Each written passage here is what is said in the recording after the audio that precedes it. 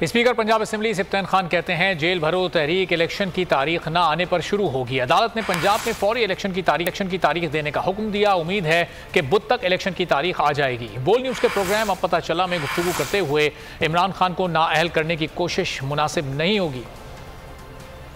तो तहरीक का ताल्लुक तो तब आएगा ना कि अगर ये डेट नहीं देते और ये इलेक्शन से भागते हैं।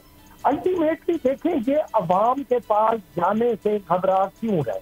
ऑनरेबल हाई कोर्ट ने बड़ा कैटेगोरिकली कह दिया कोई भी एस्केप करने का तरीका नहीं है। कॉन्स्टिट्यूशनल आपको कॉन्स्टिट्यूशन जो है वो बाउंड करता है कि 90 दिन के अंदर आप इलेक्शन करवाएं कि आप मजीद मुश्किलात में ना पड़े।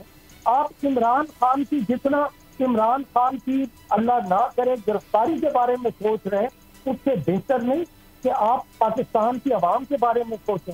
पीएमएन के हालात देख लें। जो जीटी रोड की पार्टी कहते थे आज वो जीटी रोड पे कमजोर हो गई।